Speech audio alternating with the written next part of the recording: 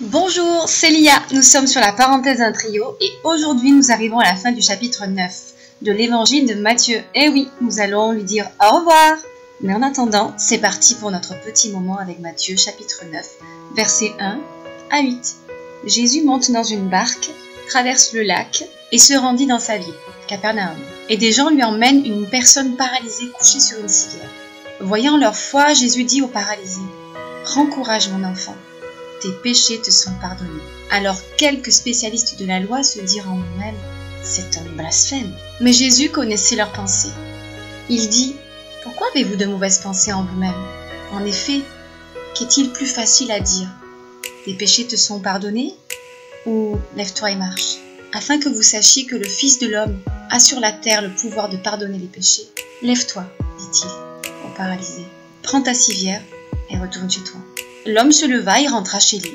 Quand la foule vit cela, elle fut émerveillée et célébra la gloire de Dieu qui a donné un tel pouvoir aux hommes. Deux points se sont révélés à moi dans cette lecture. D'une part, toute écriture étant inspirée de Dieu, comme il est écrit dans 2 Timothée 3,16, celle-ci nous confirme la vérité sur le fait que Jésus ne remet jamais sa part d'humanité en question. Il est pleinement Dieu et homme. Ça aussi, vous pouvez le lire dans Philippiens 2, versets 5 à 8.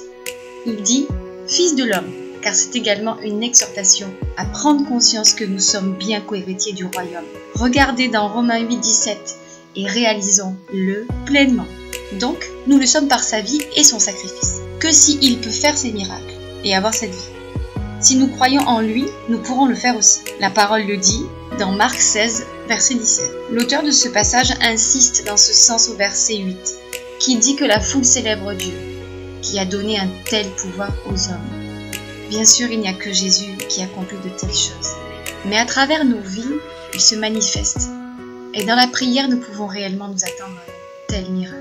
Car la parole le dit dans Jean 14, verset 12, croyez-le. D'autre part, lorsqu'on prend le contexte de l'époque, les handicapés étaient souvent mis de côté. On ne s'en souciait guère. La condition de survie pour ces personnes était très dure. Souvent, ils étaient obligés de mendier. Il était donc très important pour eux d'être entourés de familles et d'amis. Toute relation positive est un trésor dans la vie d'une personne, surtout lorsqu'elle traverse les difficultés ou la maladie. C'est indéniable. Cet homme a eu cette chance, cette grâce d'être bien entouré. L'idée que des personnes, car on ne sait pas si ce sont des parents éloignés ou des amis ou des voisins, ont considéré cette personne assez importante pour le porter jusqu'à Jésus et espérer le voir guéri, est un vrai et fort encouragement à ne pas cesser de prier pour les uns et les autres. Et Dieu nous le demande dans Jacques 5, verset 16, afin de les porter spirituellement devant le trône du Dieu qui guérit. De même, il est important de les aider physiquement, dans les tâches du quotidien ou financièrement, selon nos possibilités, afin de les soulager et d'accomplir la volonté de notre Dieu. Par ces démonstrations d'affection, l'amour de Dieu est manifesté. Vous pouvez le relire dans Jean 13, verset 35. Jésus, dans ce passage, n'hésite pas à dévoiler qu'il connaît clairement la pensée des gens. Il sonde les cœurs. C'est indiqué dans Jérémie 17, verset 10. Il est Dieu et en montre les attributs.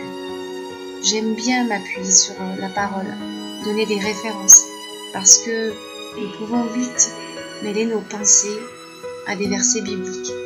Et sans la parole, nous ne pouvons pas vérifier si ce que nous pensons est réellement biblique. C'est pourquoi nous pouvons bénir Dieu d'avoir un accès libre à la Bible par Internet. En tout cas, en France, c'est le cas. Et les Bibles sont accessibles dans des magasins pour des sommes peu coûteuses. Gloire à Dieu. Donc ainsi, Jésus récompense la foi des uns et révèle l'incrédulité des autres. Il ne cesse de montrer et d'enseigner la vérité et le bon chemin. Donc il pardonne d'abord les péchés de cet homme qui est paralysé, puis le guérit. Car la réconciliation avec notre Dieu, dont il est question dans 2 Corinthiens chapitre 5 verset 19, est primordiale et représente notre premier besoin. Puis nous voyons que ce qu'il commence, il le termine parfaitement. C'est aussi un verset que vous trouverez dans Philippiens 1 verset 6. C'est la vérité que nous devons retenir, la faire entrer et pénétrer en nous. Dieu termine parfaitement ce qu'il commence. Peu importe où tu crois en être, spirituellement ou dans ton quotidien, face à tes recherches d'emploi, un mariage que tu espères mais que tu ne vois pas venir, un péché dans ta vie contre lequel tu luttes en tombant trop souvent. L'œuvre que Dieu a commencée dans ta vie, par la révélation du Christ, il l'accomplira jusqu'au bout.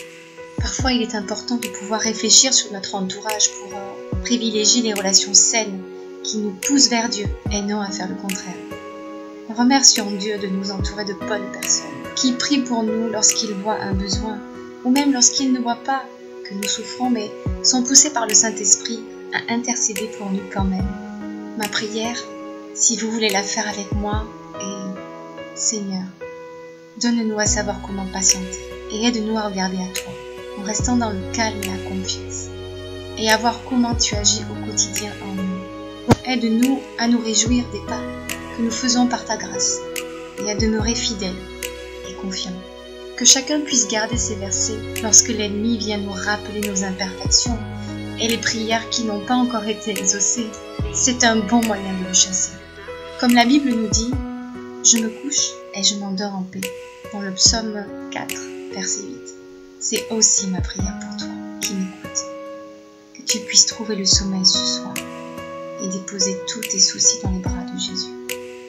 Alléluia mes frères et sœurs, trouvez la paix en Christ. Comme d'habitude, sentez-vous libre de commenter, partager et aimer cette vidéo avec un like. Merci et à bientôt.